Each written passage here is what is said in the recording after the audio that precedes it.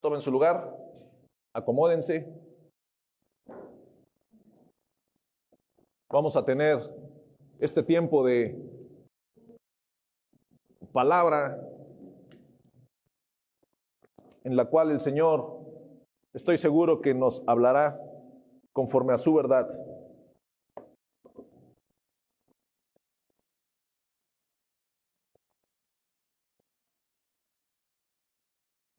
Uno de los tiempos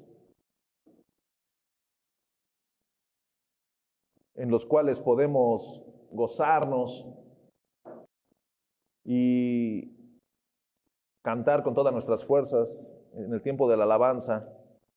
Siempre es bueno expresar nuestra gratitud a través de la alabanza, de la adoración. Siempre es importante que tengamos un corazón dispuesto a alabar al Señor, dispuesto a expresar lo que no podemos decir con otras palabras, pero sí con un cántico al Rey de Reyes, Señor de Señores. Por eso nos gozamos, por eso el Espíritu de Dios se mueve en medio de la alabanza de su pueblo, porque un pueblo agradecido, gozoso, le canta a su Dios en espíritu y en verdad. Aleluya. Muy bien, vamos a ir a Colosenses. Así que le invito a que abra su Biblia en Colosenses capítulo 3. Y vamos a estar meditando en el capítulo 3 y en el capítulo 2.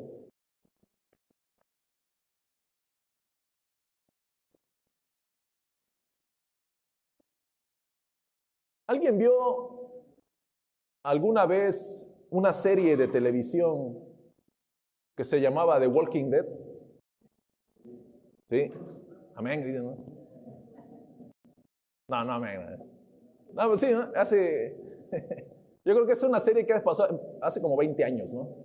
Como menos, Hermanos, déjenme decirles que ya tienen sus añitos. No, sí, yo creo como 15 años, ¿no? Como 15. Ok. En la serie de Walking Dead habla sobre unos zombies, básicamente, una historia muy larga. Pero si usted ve el primer capítulo, ya entendió los 10 años de serie. Entonces, básicamente un zombie es un muerto caminante, ¿no? Un muerto viviente. Entonces, ¿estaba muerto o no estaba muerto? La cuestión está que quiero que vaya su mente a esos zombies que iban ahí caminando con paso semilento, como cojeando, y que al final terminaban mordiendo a otras personas y las otras personas se convertían en zombies también. Bueno, el título de esta predicación se llama No estaba muerto. Y vamos a ir avanzando porque yo recordando, intentando meditar en lo que vamos a hablar hoy de Colosenses, cada uno de nosotros antes de Cristo estábamos muertos. Y tenemos vida a través de Jesús. Pero estábamos muertos ¿en qué? Ok, muertos en nuestros delitos y pecados. Entonces una persona que tiene vida ya no puede andar en delitos y pecados. Entonces se convierte en un zombie espiritual, ¿no? ¿Por qué? Pues porque se supone que ya estaba muerto, pero acá sigue. Entonces no estaba muerto. Es un juego de palabras.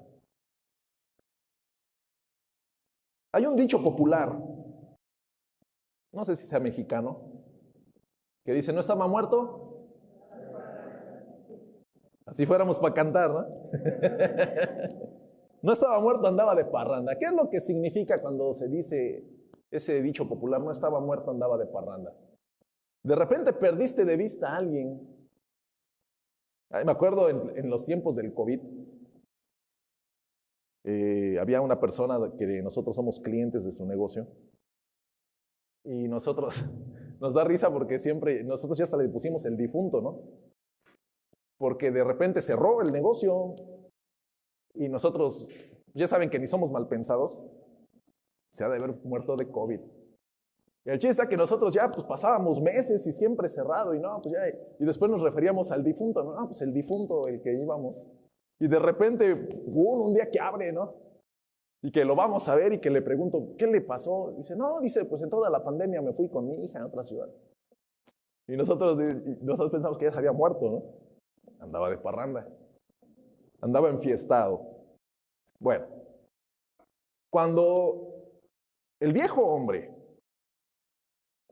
que está en delitos, en pecados, en circunstancias no gratas para Dios, se entiende que está muerto. Y se entiende que este hombre tuvo vida a través de Jesús. El punto está que en medio de la congregación, ¿qué pasaría que de repente veamos a un hombre que sigue en esos delitos y pecados? Diríamos como el señor al que íbamos a comprar. No estaba muerto, andaba de parranda, ¿no? O sea, el tipo nunca volvió a nacer. El tipo siguió siendo el mismo de siempre. El gran problema está que hizo la oración del pecador, que se bautizó, que se congrega, que ha tomado discipulados, que ha hecho, incluso participa, incluso puede ser que toque en la alabanza, o que pueda dar uno que otro tema de vez en cuando, o que sea un miembro activo en la iglesia. El tema es, entonces, ¿tiene nueva vida o no tiene nueva vida? Por eso titulé a esta predicación, no estaba muerto. Vamos a ir a Colosenses capítulo 3, versículo 1. Dice la palabra del Señor: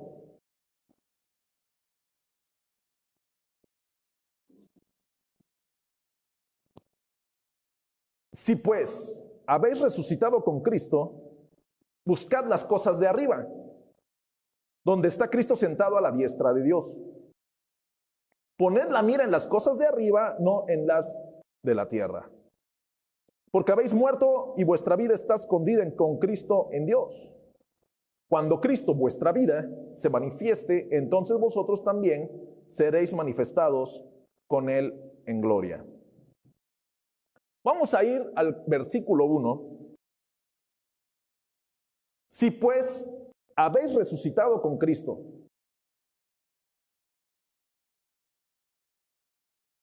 Aquí, hermano,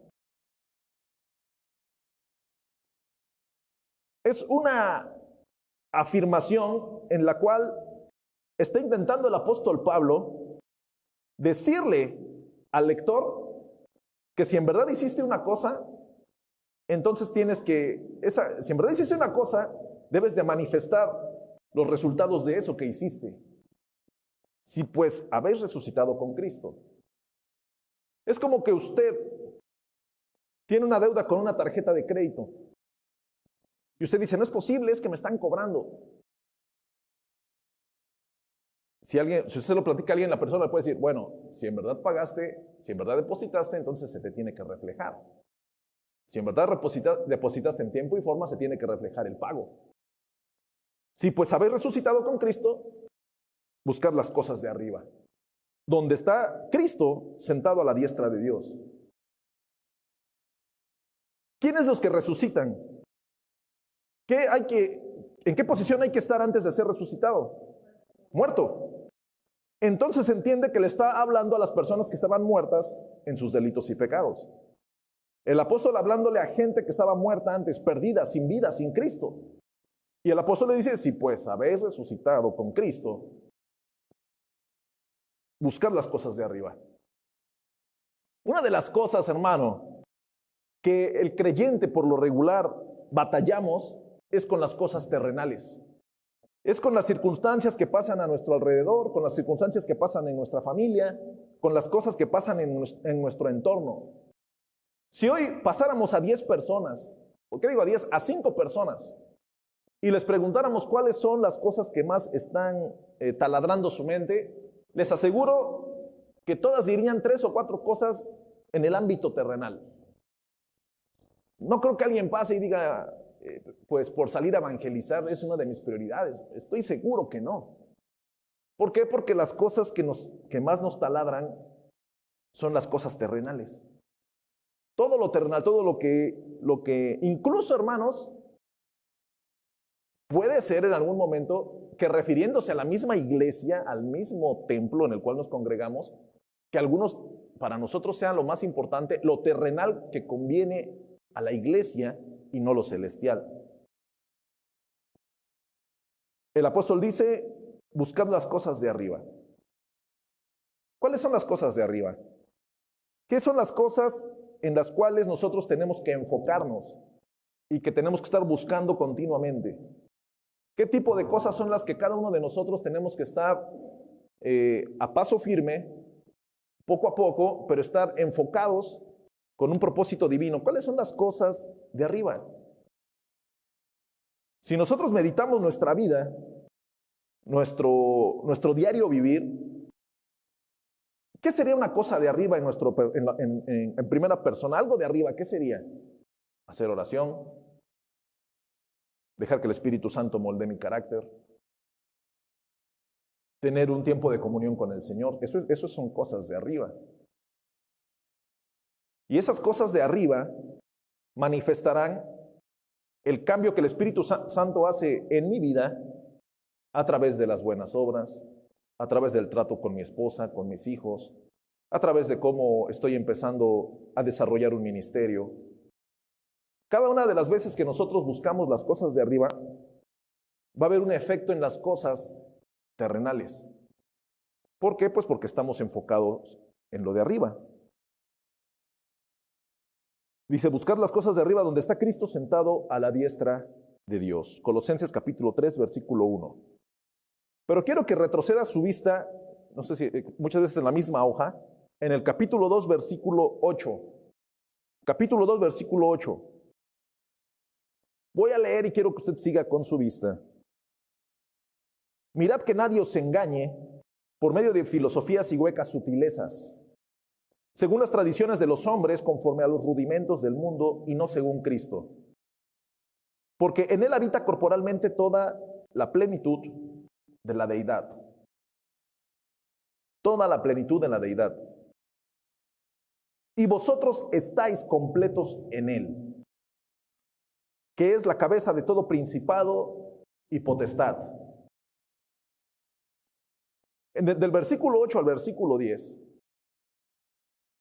se nos está nombrando la satisfacción al 100% que tenemos en Cristo. En el capítulo 3, versículo 1 nos dice, buscar las cosas de arriba. Si en verdad habéis resucitado, buscar las cosas de arriba, donde está Cristo sentado a la diestra de Dios. Pero previamente nos está diciendo, en el versículo 10, que cada uno de nosotros estamos completos en Cristo. Entonces, cuando la palabra misma nos dice que estamos completos en Cristo, cuando se te dice que tú ya estás completo, ¿qué te faltaría? ¿Qué es lo que te falta? ¿Qué es lo que nos falta? Cuando estamos completos, ya no nos falta nada. Si lo tengo a Él, lo tengo todo. Hay un canto que dice. Ahora, cada uno de nosotros tenemos a Cristo. Cada uno de nosotros, el Espíritu Santo mora en nosotros. Le cantamos al Dios verdadero, al Rey de Reyes, leemos su palabra, intentamos vivir esforzándonos a parecernos a Cristo. Se entiende que ese es uno de los propósitos en los cuales estamos en esta tierra. ¿Por qué? Porque en Cristo habita corporalmente toda la plenitud de la deidad. O sea, es Dios completo en Cristo y Él está en nosotros y nosotros estamos completos en Él. Entonces, ¿por qué sentimos que hay algo que nos falta? ¿Por qué el ser humano siempre estamos insatisfechos? Queremos algo más. Siempre queremos algo más.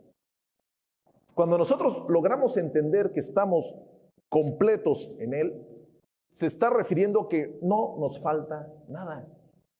¿Qué te faltaría para alcanzar alguna otra cosa?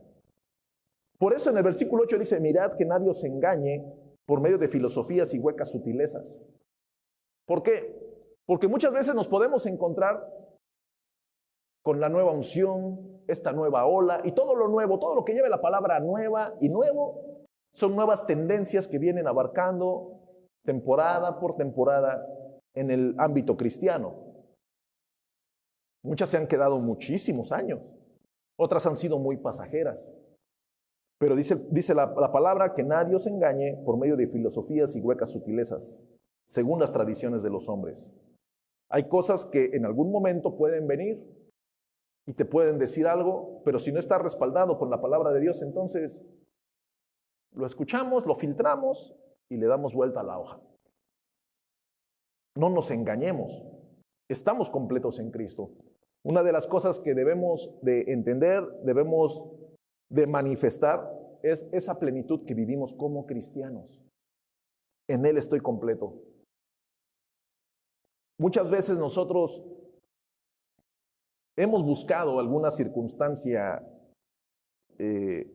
extra Biblia, o hemos buscado algo, y digo hemos porque en algún momento yo lo hice, y tú quieres algo más, y necesitas como que una nueva palabra, como que una nueva unción, y todo esto que se antecede de la palabra nuevo y nueva, debemos ir así como que con cuidado, porque son errores que hemos cometido en nuestro andar diario. Y cuando ponemos el nuevo o nueva antes de lo que nos gustaría, estamos dejando a un lado la plenitud de Cristo. Estamos haciendo a un lado que somos completos en el Señor Jesús. En esta palabra, cuando dice en el versículo 10, y vosotros estáis completos en Él, que es la cabeza de todo principado y potestad. O sea, Él está en la punta del iceberg, Él está en la punta de lo más alto, lo más plus ultra que podamos ver, ese es Jesús. Nosotros no tenemos que andar buscando algo más que intente llenar lo que aparenta ser un vacío en nuestro corazón. Muchas veces ese vacío no se ha llenado porque nos falta palabra de Dios. Si usted y yo leemos nuestra Biblia, hermanos, con detenimiento, con precisión, el Espíritu Santo que mora en nosotros se vivificará y hará que esa palabra obre poderosamente en nuestras vidas y manifestaremos la plenitud de Cristo en nuestro entorno. Esa es una de las cosas que debemos entender. A partir del versículo 11 del capítulo 2, usted va a observar la doctrina de la salvación explicada a través del apóstol Pablo para los de Colosas. Versículo 11, en él también fuisteis circuncidados con circuncisión no hecha a mano.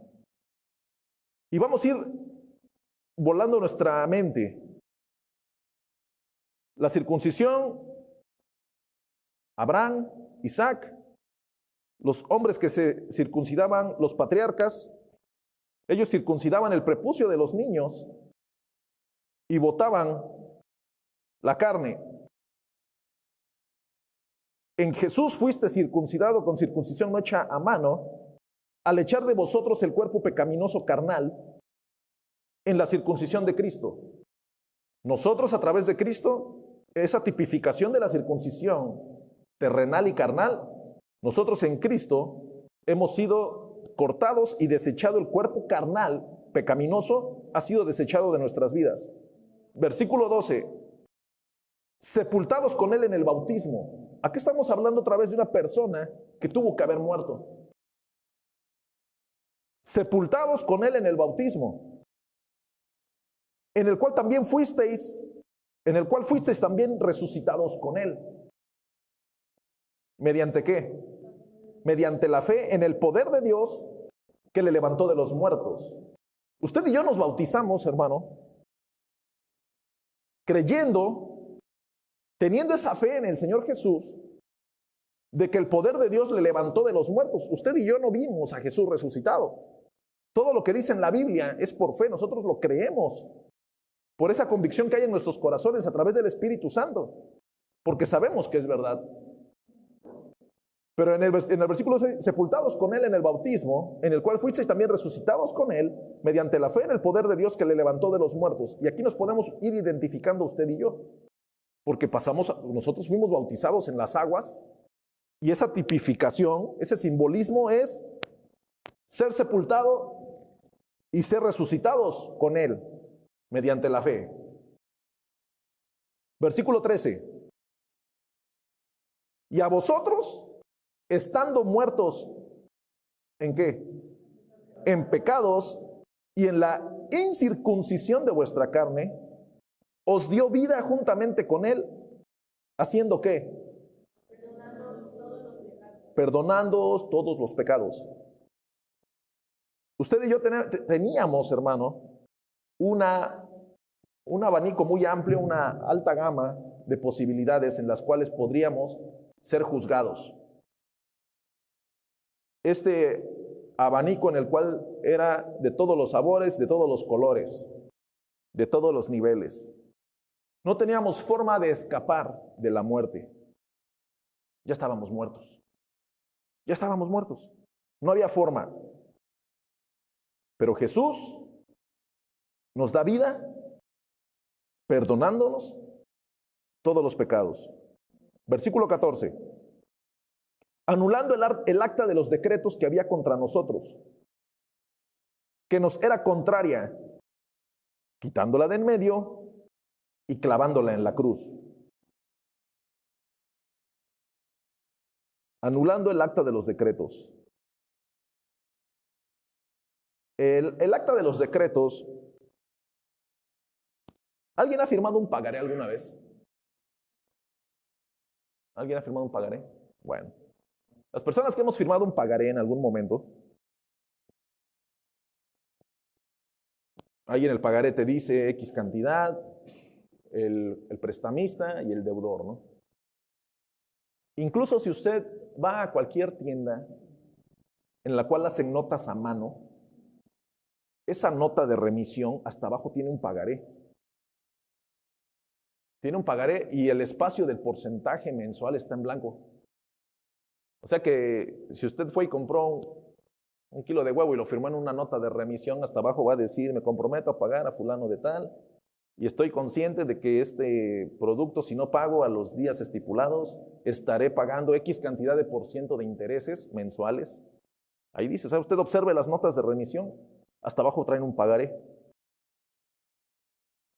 Esta acta de los decretos era un formato de pago, era un pagaré, era un compromiso hecho a mano con nuestra vida, con nuestras manos, en la cual estábamos demostrándole a Dios que todo lo que dice ahí era cierto, que todas las cosas en las cuales nos presentaba como deudores es cierto, todo es cierto.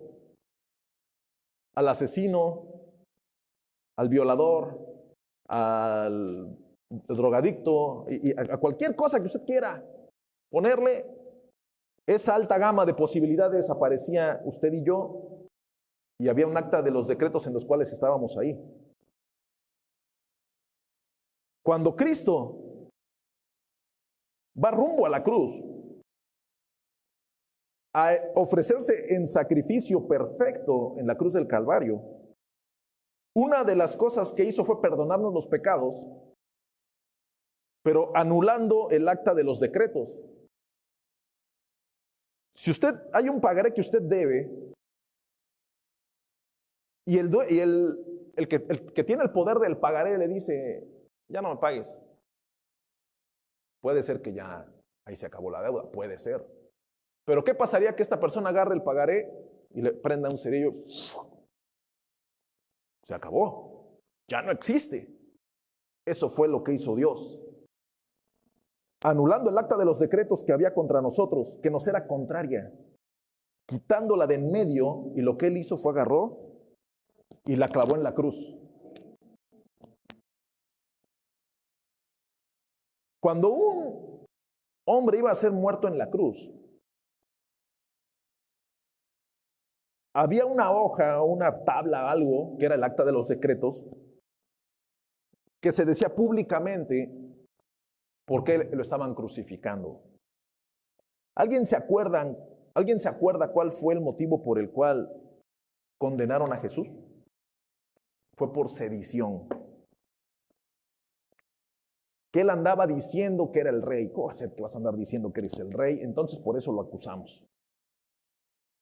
Por sedición, por andar levantando polvo, por andar haciendo alboroto.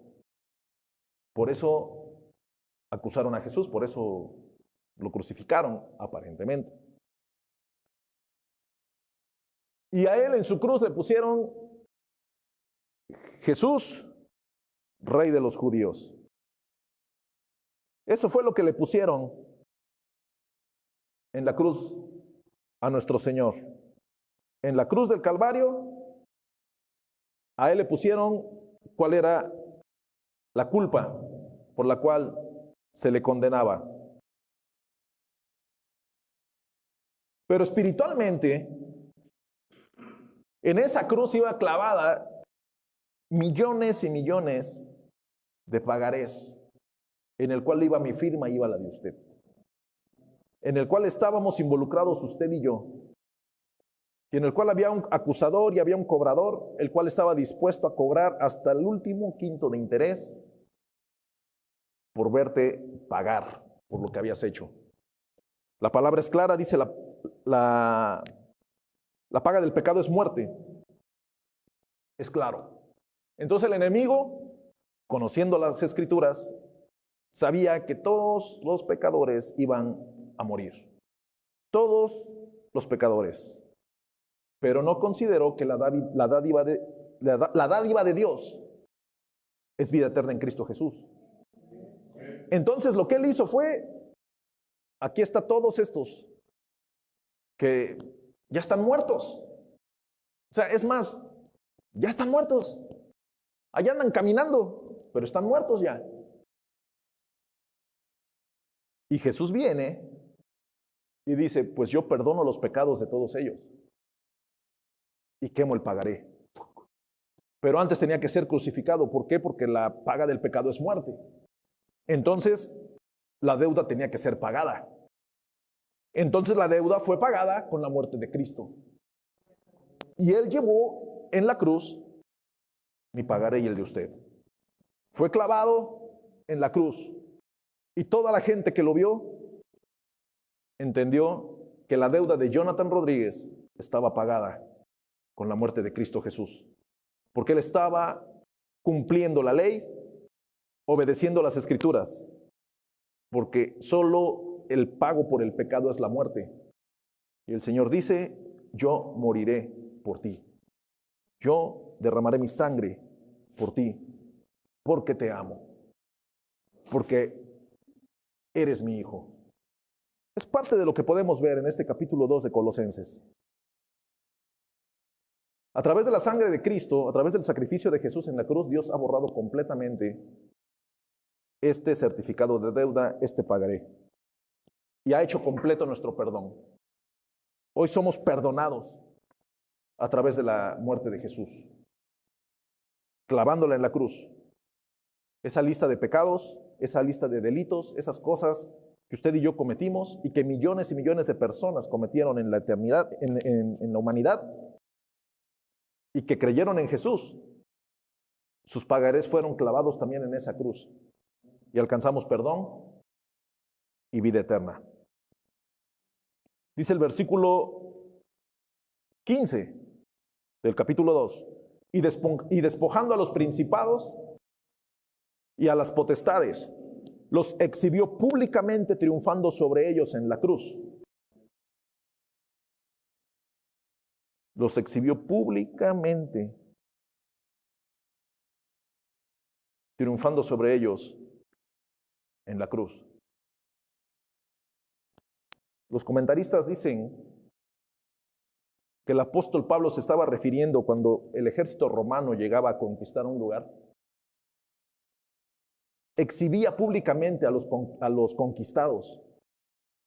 Si llegaban a una nación, agarraban al rey y los hacían caminar atrás de los romanos en sus caballos cabalgando, y todos los príncipes y y todos estos, gente importante de esa nación o de ese lugar, caminando descalzos, encadenados, atrás de los romanos, por la calle principal del pueblo, lugar, lo que fuera.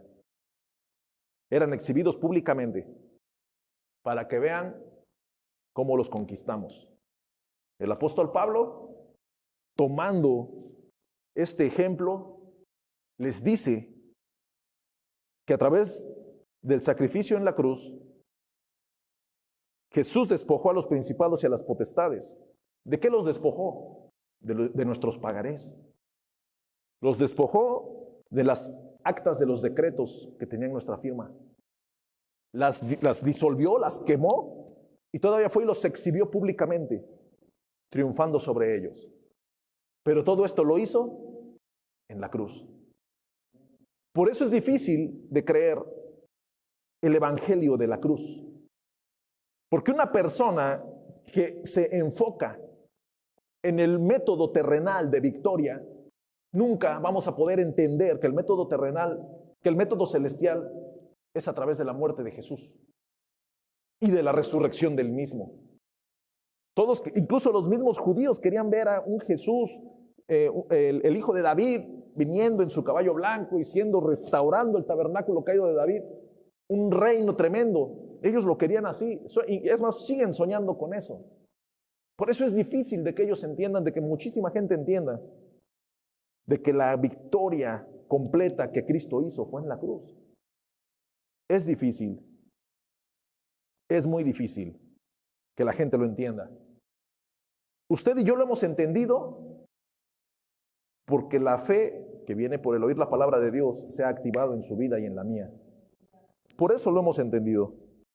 Por eso hemos entendido lo que Dios ha hecho poderosamente en nosotros. Regresamos al capítulo 3.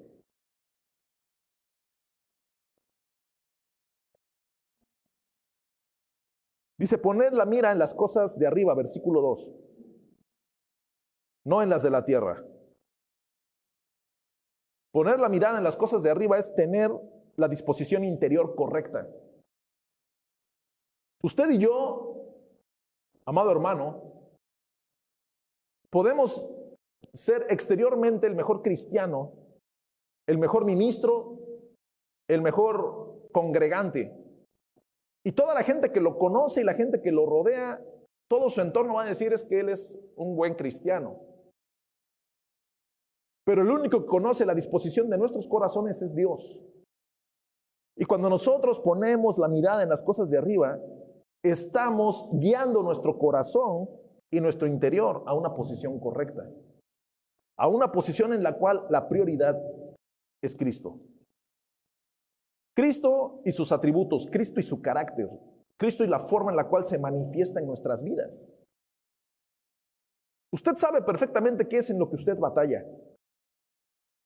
Y si ese detalle con el cual usted está batallando se vuelve una prioridad, entonces está usted dejando de poner la mirada en las cosas de arriba y está empezando a hacer prioridad lo que usted tiene en lo terrenal. Y nosotros podemos ver al vecino, podemos ver a los mismos hermanos en la iglesia, y nosotros somos mucho de hacer comparaciones. Y usted se va a comparar, es que el auto del hermano está mejor que el mío, es que el pasto del hermano está más verde que el mío, es que la casa del hermano esto, y es que esto, y es que esto, y es que esto, y así, y así. Y el ser humano es mucho de estarse comparando. Es mucho de estarse comparando. De estar poniendo sobre la balanza, es que él lo hizo mejor. Decía el hermano Richard ahorita, es que hay uno que canta mejor que yo, y es que hay uno que esto mejor que esto. Y la gente es siempre estarse comparando, siempre. Pero en la palabra se nos menciona que tienes que poner la mirada en las cosas de arriba. Tus pensamientos deben de ser pensamientos celestiales.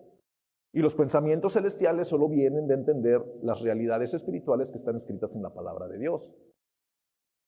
Si nosotros estamos alejados de la palabra de Dios, si estamos alejados de las verdades divinas, entonces este pensamiento que va dirigido hacia las cosas de arriba no va a avanzar al ritmo que es necesario que avance. Y tenemos que buscar eso. ¿Por qué? Porque ahí es donde el Señor quiere que estemos posicionados. Con nuestros pensamientos en los lugares celestiales. Vamos a ir a Mateo capítulo 6.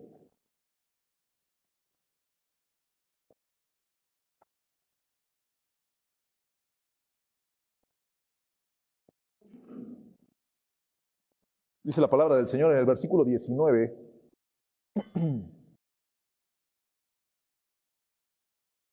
Voy a leerlo.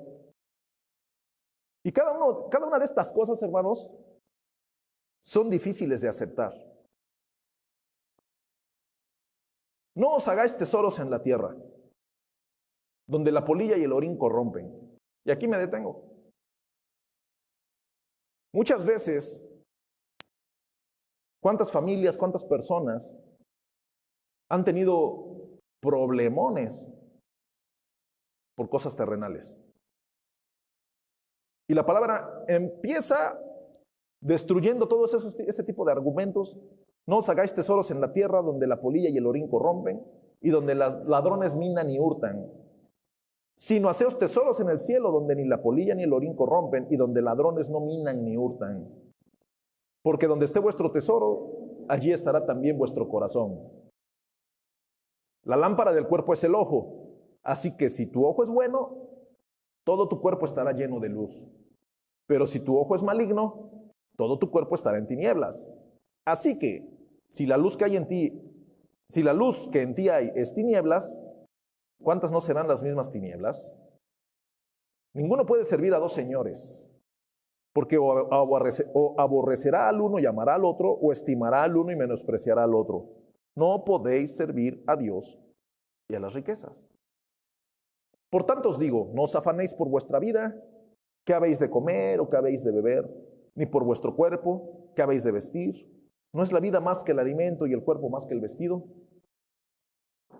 Mirad las aves del cielo que no siembran, ni ciegan, ni recogen en graneros, y vuestro Padre Celestial las alimenta.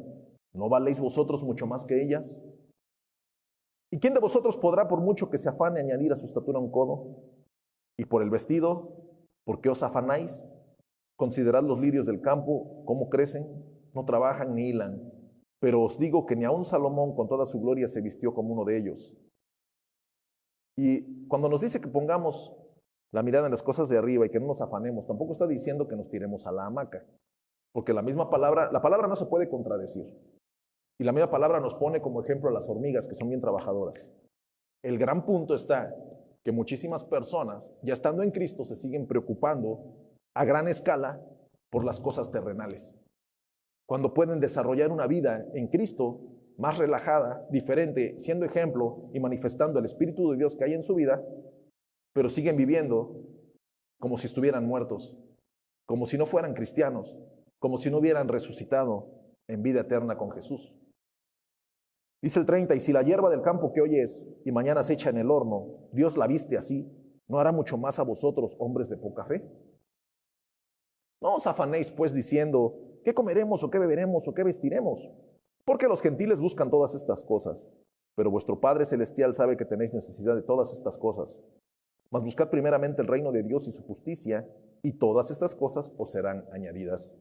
Así que no os afanéis por el día de mañana, porque el día de mañana traerá su afán. Basta a cada día su propio mal. ¿Sí?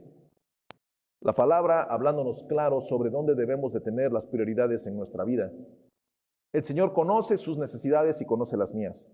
Él sabe perfectamente de qué manera está usted tronándose los dedos para alcanzar lo que tenga usted en mente. Él sabe perfectamente lo que usted y yo necesitamos.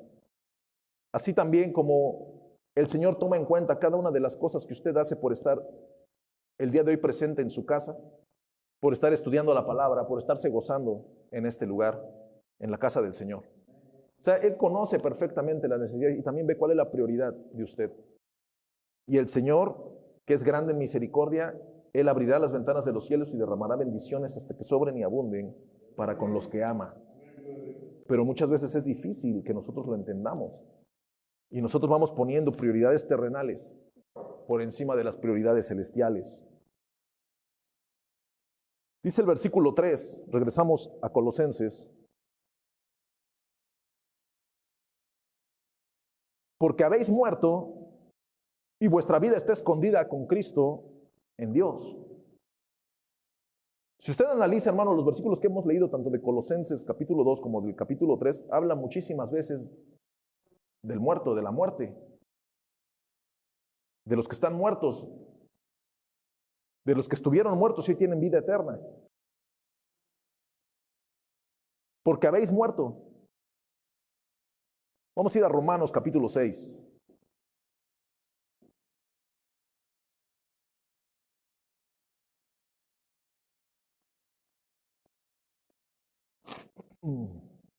Dice el versículo 1 en adelante, ¿qué pues diremos? ¿Perseveraremos en el pecado para que la gracia abunde? En ninguna manera, porque los que hemos muerto al pecado, ¿cómo viviremos aún en él?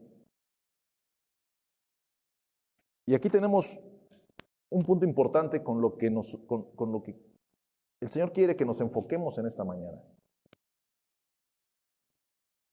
Dice el versículo 3, ¿o no sabéis que todos los que hemos sido bautizados en Cristo Jesús hemos sido bautizados en su muerte? Porque somos sepultados juntamente con Él para muerte por el bautismo, a fin de que como Cristo resucitó de los muertos, por la gloria del Padre, así también nosotros andemos en vida nueva. Porque si fuimos plantados juntamente con Él en la semejanza de la muerte, de su muerte, así también lo seremos en la de su resurrección. Dice el versículo 2, porque los que hemos muerto al pecado, ¿cómo viviremos aún en él? Muchas de las cosas, hermanos, que las personas ponemos como prioridad, es muy probable que tengan embarrado o que vayan de la mano o que vayan eslabonados con algún tipo de pecado. Muchas de las cosas en las cuales ponemos como prioridad, una de las cosas que hacen es alejarnos del Señor. En ningún momento la palabra nos dice, no le des educación a tus hijos, deja de trabajar, no te preocupes por lo que hay en la mesa. En ningún momento la palabra nos dice eso. Al contrario, en la palabra habla de cómo Dios prospera de una manera poderosa conforme a su voluntad y su misericordia, pero siempre y cuando aprendamos a obedecerle. Y muchas de las personas, muchas veces hemos puesto prioridades en nuestras vidas. Y cuando va pasando los días, las semanas o los meses, nos estamos dando cuenta que la prioridad que tomamos, lo que hizo fue alejarnos de nuestro Dios. Lo que hizo, una evidencia de lo que hizo esta decisión que tomamos fue alejarnos del Señor. Muchas veces, hermanos, usted y yo podemos tomar alguna decisión, incluso que tenga que ver con el ministerio. Pero muchas veces esa decisión que tiene que ver con el ministerio, lo que hacen te aleja del Señor. Y usted puede decir, pero ¿cómo es? ¿Cómo es? Sí, es cierto. Muchas veces eso te aleja del Señor. Por eso en la enseñanza escuchábamos que las personas que estén en el ministerio deben de ser personas con madurez. No pueden ser personas que no estén maduros. ¿Por qué? Porque eso va a venir a claudicar y va a venir a tambalear sus vidas y lo que va a pasar con ellos es alejarse del Señor y va a ser contraproducente. En lugar de que la persona crezca en fe, en palabra, en amor, en sabiduría, la persona se va a ir alejando. Hay una frase que dice que la persona, entre más se acerca a la iglesia, hablando del edificio, entre más cerca a la iglesia, más se aleja de Dios. Y eso es muy cierto. O sea, una persona, que escojamos a una persona, hermano, a partir de mañana usted va a venir del diario a la iglesia y se le va a pagar. Y va a tenerla bonita, va a tenerlo limpio, y si alguien viene, usted va a dar informes, y va usted a trabajar acá 8 horas, un ejemplo, ¿no? Esta persona, como ya se va a acostumbrar a venir, y va a estar tanto tiempo aquí, lo que va a hacer es, va a perderle el respeto a este lugar. Y para él ya va a ser así, si antes llegaba y entraba en silencio, o muchas veces hay gente que viene con gorra, se la quitan, con sombrero, se quitan el sombrero, cosas así, ya la persona ya no le va a importar. Y va a llegar el día en el que ya empezó la reunión. Ajá, sí, pero pues yo ya salí. Entonces, entre más se acercó a la iglesia, hablando del edificio, más se alejó de Dios. ¿Por qué? Porque no tenía la madurez. ¿Por qué? Porque no estaba listo. Muchas veces nosotros no estamos listos para servir a Dios. Somos personas que necesitamos ser alimentados. Necesitamos ser llevados de la mano, paso a paso. Pero yo tengo X cantidad de años en el Evangelio. Yo lo hago mejor que otros. Pero yo, y el yo. Pues ese yo es lo primero que te está estorbando, la arrogancia. Es lo primero que está haciendo un tope. ¿Para qué? Para que sirvas al Señor. Y es difícil. Es difícil. Dice estábamos en capítulo 6. Dice el versículo 3, ¿o no sabéis que todos los que hemos sido bautizados en Cristo Jesús hemos sido bautizados en su muerte?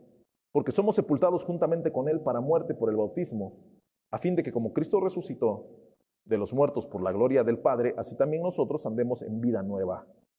Dice más adelante, porque si fuimos plantados juntamente con Él en la semejanza de su muerte, así también lo seremos en la de su resurrección. Sabiendo esto, que nuestro viejo hombre ¿qué fue? ¿Sí? Crucificado juntamente con Él, para que el cuerpo del pecado, ¿qué pasa? A fin de que no sirvamos más al pecado. Una de las cosas que tenemos los creyentes es que el viejo hombre fue clavado en la cruz junto con Cristo. Ahí fue clavado. El cuerpo de este hombre de pecado fue destruido. ¿Para qué? Para que no sirvamos más al pecado. Entonces, dónde entiendo que esta persona, que se supone que ya es una persona transformada, bautizada, cristiano, ministro, sigue manifestando una vida de pecado? O se puede decir, usted sigue manifestando una vida de pecado, ¿no se supone que usted nos está enseñando esto? Este es para que nos identifiquemos cada uno de nosotros. Porque el que ha muerto ha sido justificado del pecado. Y si morimos con Cristo, creemos que también viviremos con Él. Sabiendo que Cristo, habiendo resucitado de los muertos, ya no muere, la muerte no se enseñorea más de Él. Porque en cuanto murió, al pecado murió una vez por todas, mas en cuanto vive, para Dios vive. Así también ustedes, así también vosotros consideraos muertos al pecado, pero vivos para Dios en Cristo Jesús, Señor nuestro. Si yo me considero muerto al pecado, por eso, entonces no estaba muerto. Entonces, ¿qué hace aquí si se supone que debemos de ser considerados muertos al pecado? Por eso esta predicación se titula No estaba muerto. Entonces, ¿estamos muertos al pecado o no estamos muertos al pecado? Hoy hemos entendido todo lo que Cristo hizo en la cruz por nosotros, y sigue haciendo y sigue manifestando su bondad y su misericordia en nosotros. ¿Qué pasó con este cristianismo? ¿De qué manera podemos manifestar lo que Dios quiere que manifestemos verdaderamente? ¿Sabe cómo, hermano? Manténgase muerto al pecado. Mantengámonos muertos al pecado, pero vivos para Dios en Cristo Jesús. Vivos para Dios. Así es como debemos de vivir, con una mentalidad celestial. ¿Es difícil? Es difícil. ¿Por qué? Porque vivimos en un mundo terrenal lleno de pecado, de depravación. Estamos como Lot en Sodoma y Gomorra. Usted y yo, hermano, estamos como Lot en Sodoma y Gomorra. Y cada una de las circunstancias que nosotros veamos, es probable que nos guste hacerlas o nos gustaría intentar hacerlas. ¿Por qué? Porque es el entorno en el cual estamos viviendo. Pero no por eso significa que nosotros nos vamos a contaminar con Sodoma y Gomorra. No por eso significa que nosotros vamos a estar haciendo lo mismo que hacen los sodomitas. No, nosotros somos diferentes porque estábamos muertos al pecado. Ya no existe eso, ya no tiene que existir. Estamos vivos para Dios en Cristo Jesús, Señor nuestro. ¿Por qué? Porque Él fue el que quemó el pagaré. Él fue el que en la cruz en la cual Él murió, y con esa muerte Él pagó mi deuda. Ahí fue donde iba el pagaré con mi nombre pegado. Entonces, ¿por qué tengo que ir a intentar firmar otro pagaré? No, ya no puede ser. Ya no puede ser así. Regresamos a Colosenses. Dice, porque habéis muerto y vuestra vida está escondida en Cristo Jesús. Algo que podemos entender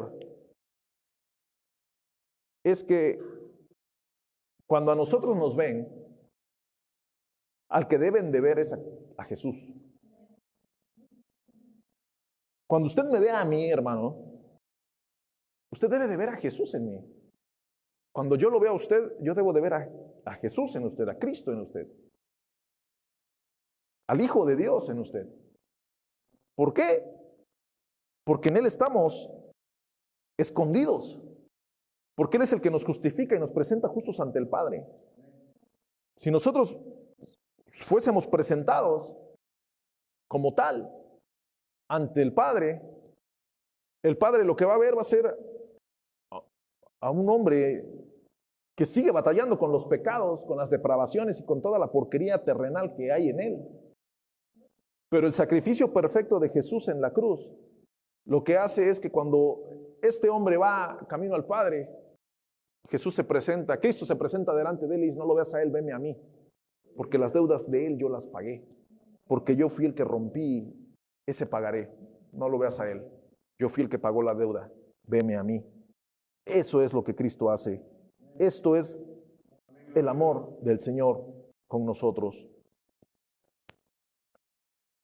Vuestra vida está escondida con Cristo Jesús. Tomé de un comentario los siguientes 3 puntos, que voy a leérselos. Punto número 1, los creyentes tienen una vida espiritual común con el Padre y con el Hijo. Por eso estamos escondidos con Cristo. Cada uno de nosotros tenemos una vida espiritual común con el Padre y el Hijo. Segunda de Pedro, capítulo 3. Versículo 3 y 4 dice así.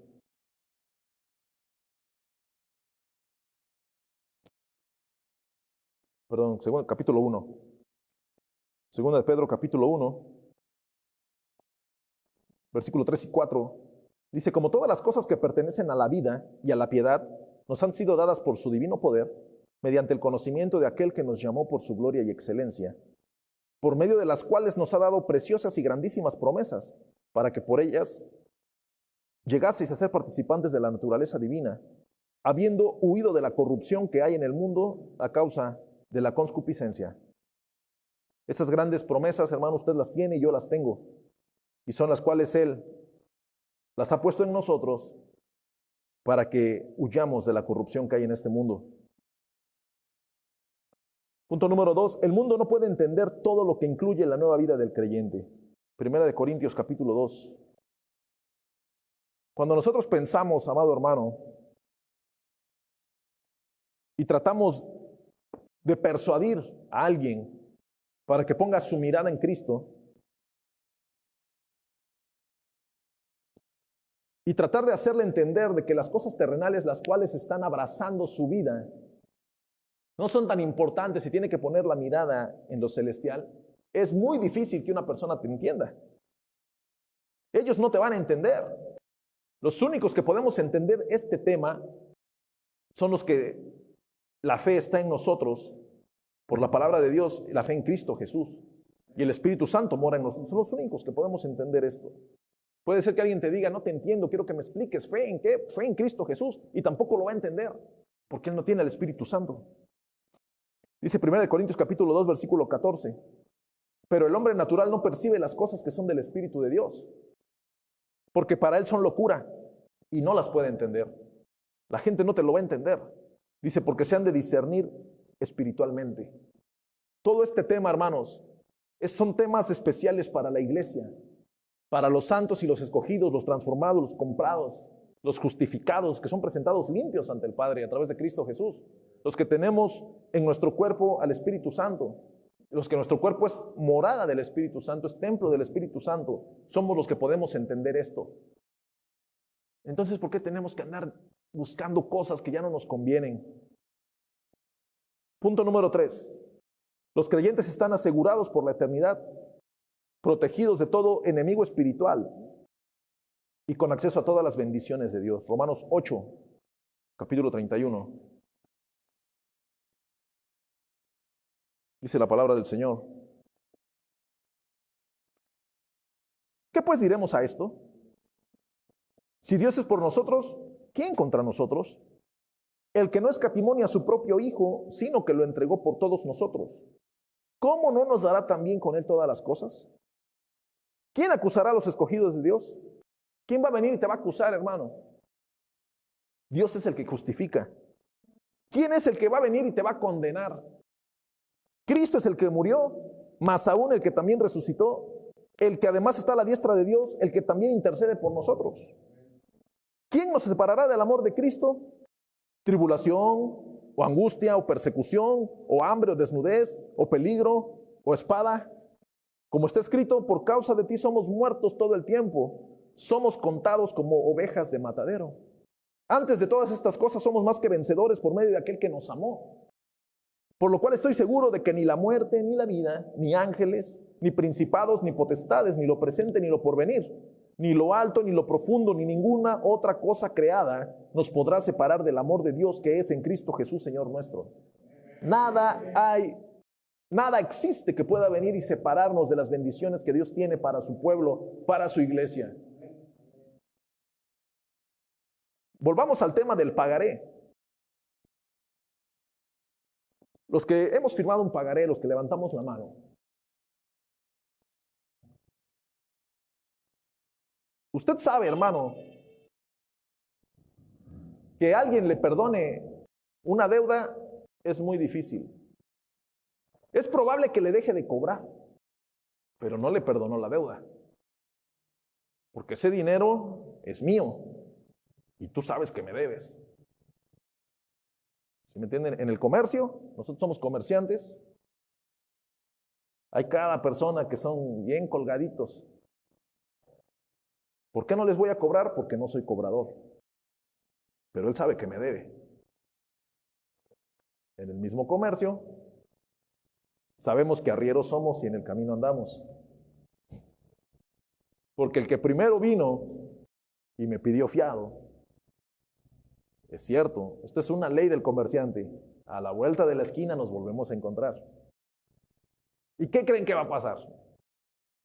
Que ahora yo tengo en su mano lo que tengo que tomar la decisión. Eso ha pasado muchas veces. Muchísimas veces. Muchas veces dices, no me pagó. Arrieros somos. Y se oye medio vengativo el dicho, la forma en la que le estoy diciendo. Pero los comerciantes saben que así es. Yo anduve un tiempo en contratos con ayuntamientos, vendiéndoles, siendo proveedor de lo que vendemos a algunos contratistas. Y había veces que se iban, se hacían ojo de hormiga, y les estoy diciendo miles de pesos. No, yo andaba con el hígado que me tronaba. ¿Por qué? Porque yo tenía que pagar ese dinero. O sea, yo compraba, daba, porque se supone que me iban a pagar. Yo iba a tener una utilidad, ya no llegaba porque no me pagaban. Y una vez, de repente, en este medio, te encuentras a alguien que tiene más poder, y de repente el que tiene más poder es mi amigo, y de repente llego con mi amigo, ¿qué pasó? Y de repente le digo, ¿ese quién es? Ah, ese le tengo que pagar. No le pagues. ¿Por qué? Porque me debe. Déjame cobrarle. Entonces, esto es cierto, por eso les digo, hay que pagar todas nuestras deudas. De repente voy y le digo, ¿qué pasó? Es que no me quieren pagar. Le digo, ¿qué se siente? ¿Pero qué crees? Yo puedo hacer que te pague. Y así fue. Y después la persona, ahí viene, no, acuérdate que yo siempre te he pagado. Vamos, y así no son las cosas. Esto que les estoy diciendo, hermanos, es en el mundo secular. En este mundo en el cual hay venganzas, hay criterios diferentes a los espirituales. ¿Sabe qué es lo que pasa cuando uno en el Señor ya no quiere meterse en esos temas? Ya no fíes. Y de repente, no, pero ¿cómo vas? Le compro otro, pues ve y cómprale, pero no me vas a pagar. Es un tema tremendo. ¿Por qué menciono esto? Porque ¿qué pasaría que una persona a la cual yo le debo, y le debo una cantidad grande, de repente me diga, ahí quedó. Es más, donde me firmaste ya está, ya lo eché a la basura, ya no me pagues. Vete y no te endeudes más. Eso no va a pasar, hermanos. Terrenalmente eso no va a pasar. Por eso el mundo no entiende el mensaje que predicamos muchas veces. ¿Será porque no lo sabemos explicar? Muchas veces el mundo no lo entiende. ¿Por qué? Porque nuestro Dios, el Cristo Jesús que nosotros predicamos, hizo eso que el ser humano no lo haría. No lo haría. Una persona que tiene deudores, vamos, de eso vive, de eso saca utilidades, tal vez de eso es su negocio. No vas a decirle, ay, que quede. ¿Por qué? Porque es parte de un negocio, de un comercio terrenal. El gran tema está, hermanos, que esto se trata de algo eterno. Y esta deuda, que en verdad éramos deudores, y digo éramos, porque Cristo pagó la deuda. Y usted debe de vivir una vida confiando en que usted no le debe nada a nadie. Y no tiene usted ningún compromiso espiritual, moral o como se llame, con las huestes de maldad y potestades celestes, sino estamos agradecidos con el Rey de Reyes, Señor de Señores, porque Él dio a su Hijo en la cruz para saldar el saldo deudor que usted y yo teníamos.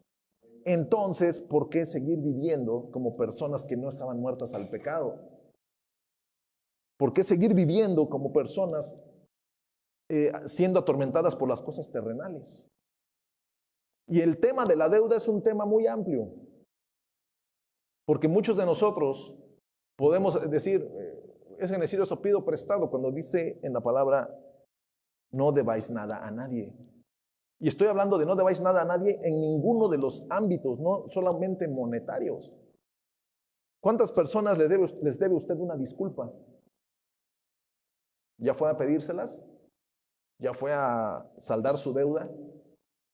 Es muy difícil que nosotros lo hagamos. Dice, no debáis nada a nadie. Muchas veces muchas cosas van pasando. El punto está que en el pueblo cristiano, en los hijos de Dios, se debe dar un carpetazo a esta vida anterior. Se debe dar un carpetazo a todos estos temas en los cuales nosotros mismos somos los que vamos frenando las bendiciones de parte de Dios para con nosotros. Usted y yo tenemos la oportunidad de manifestar a través de nuestras vidas, a través de nuestro carácter, a través de nuestra forma de vivir, que Cristo está en nosotros. Porque Cristo está en nosotros, porque el Espíritu Santo está en nosotros, pero hace falta que lo manifestemos. Hace falta que lo hagamos. Si usted fuera la persona que va a dar una manifestación de Cristo, sería regalar. Pero eso nos duele.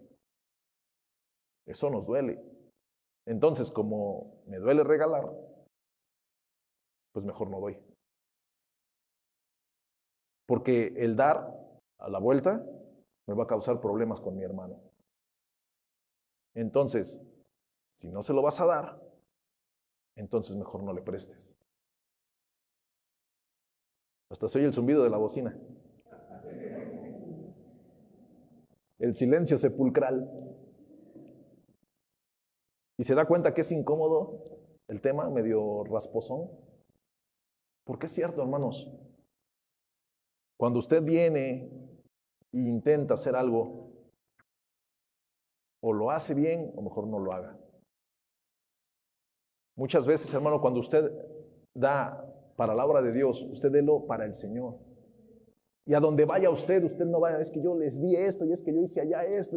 Usted lo hizo para el Señor y usted es recompensado por Cristo. No tiene usted que andar recordando y cargando lo que usted dio, lo que usted hizo, lo que usted ofrendó, lo que usted apoyó. ¿Eso usted lo hizo para el Señor o para ellos? Para el Señor. Entonces el Señor te ha recompensado y te seguirá recompensando. Póngase de pie, hermanos. Y vamos a cerrar con el versículo 4. Dice el versículo 4 de Colosenses capítulo 3.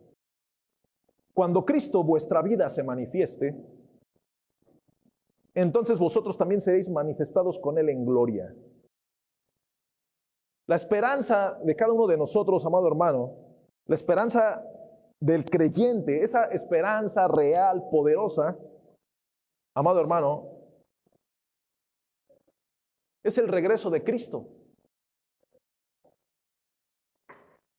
Esa esperanza fundamental en cada uno de nosotros es el regreso de Cristo por su iglesia. En Apocalipsis capítulo 19, versículo 11, ya viene un lenguaje escatológico hablando sobre el futuro. Entonces vi el cielo abierto, y he aquí un caballo blanco, y el que lo montaba se llamaba Fiel y Verdadero, y con justicia juzga y pelea. Sus ojos eran como llama de fuego, y había en su cabeza muchas diademas, y tenía un nombre escrito que ninguno conocía sino él mismo. Estaba vestido de una ropa teñida en sangre, y su nombre es el Verbo de Dios. Dice el 15, de su boca sale una espada aguda para herir con ella a las naciones, y él las regirá con vara de hierro. Y él pisa el lagar del vino del furor y de la ira del Dios Todopoderoso. Y en su vestidura y en su muslo tiene escrito este nombre: Rey de Reyes y Señor de Señores. Cuando nosotros, hermanos, podamos ver con nuestros ojos las manifestaciones de la palabra del Señor y la palabra del Señor vivificada, es la esperanza que habremos alcanzado. Por lo mientras, debemos estar muertos para el pecado. Debemos estar vivos para el Señor. Hay cosas que son muy difíciles. Si usted está cargando algo, el tema de la deuda es importantísimo, porque nosotros éramos deudores hacia el Señor. Si usted está cargando algo, le deben una disculpa, le deben un dinero, le deben algo. Tome el agravio. Dele carpetazo y manténgase muerto para el pecado. Que esa persona vino y me engañó y me estafó, él tendrá su recompensa. Usted tendrá su recompensa. Usted haga lo correcto. No se contamine. No le vuelva a prestar. No vuelva a hacer algo. No permita que le vuelvan a... No permita que vuelva a haber un entorno en el cual usted sea ofendido. ¿Qué fue lo que Cristo hizo? Es dificilísimo esto que le estoy diciendo. Tomar el agravio. Decirle a la persona: rompo el pagaré de lo que me deben. Se lo digo, sabemos lo que le estamos diciendo, hermanos. Hace varios años, me acuerdo en un diciembre que estaba yo sumido de deudas y no veía ni cómo salir con los proveedores. Me puse a ver quién me debía y era una lanísima. Y hubo alguien que me dijo: no te hagas tonto solo, eso no te lo van a pagar. ¿Por qué sigues contando con eso? Eso no te lo van a pagar. ¿En qué idioma te lo digo? Agarré el bloc de notas firmadas, hermanos. Las rompí y las eché a la basura. Todas. ¿Saben quién descansó? Yo. Por andar cargando, y cada vez que veía, esta me quedó a deber, y esta no sé qué, y este. Hay ofensas en las cuales los cristianos han sido dañados. Agarra esa acta de decreto, hermano, y rómpela. Y descansa. Y olvídate de lo que te deben. Y prosigue en el camino que debes de seguir, manifestando a Cristo en tu vida. Dios te recompensará. Aprendiste una lección, otra raya más al tigre. Pero Dios no quiere que estés sufriendo por cosas terrenales, de cualquier índole, porque tu vida, tu ministerio, tu familia son más que eso, que estar poniendo tu atención en lo terrenal. Vamos a orar. Levanta tu voz, hermano. Levanta tu voz y dile al Señor: Señor, yo estoy muerto al pecado y vivo para ti. Padre Santo, muchas veces, muchas cosas han pasado. Y también sabemos, Señor, que usted está trabajando con nuestras vidas, con nuestro carácter. Vamos obrando según nuestro pensamiento terrenal, pero usted quiere obrar según su pensamiento divino. Ayúdenos, oh Dios, a tener su mente, a tener ese discernimiento que viene de lo alto a través de su palabra. No permita, Señor, que nos alejemos de su palabra. No permita que su Espíritu Santo se contriste en mi vida, Señor. Al contrario, que efervesca, Señor, obrando en mí para que yo pueda manifestar a Cristo Jesús en mi vida y que los demás sean alcanzados por lo que usted hace en mí. Señor, es muy difícil tomar el agravio. Es muy difícil quemar el pagaré. Es muy difícil, Señor, desbaratar esa acta de decretos. Perdónenos. Ayúdenos, oh Dios, a seguir adelante, porque está deteniéndonos en este mundo terrenal. Nos está deteniendo todas estas circunstancias terrenales, oh Dios, en las cuales nosotros tenemos que estar viviendo de una forma celestial, conforme a su voluntad, conforme a su justicia y su verdad. Señor, ayúdenos a seguir adelante. Si necesito perdonar a alguien que es deudor conmigo por una ofensa, por algo que me hizo, por algo que me dañó, no solamente en cuestiones monetarias, sino habló mal de mí, dijo algo que no era cierto. Señor, en esta mañana rompemos esa acta de decretos, quemamos esos pagarés. No me debe nada, lo perdono, la perdono. Yo quiero seguir adelante. Yo quiero vivir para usted. Que cuando mis hermanos me vean, vean a Cristo reflejado en mí. Es el tiempo de manifestar su gloria en esta tierra. Y estando empapados, oh Dios, de cosas que son terrenales, no lo podremos hacer. Le doy gracias por su palabra y por cada uno de mis hermanos que han escuchado, Señor. Que esta palabra, Dios, caiga en buena tierra, que eche buena raíz y que podamos, oh Dios, manifestar su gloria y su bondad con las personas que nos rodean, principalmente con la familia de la fe. Le doy gracias, Señor. Amén.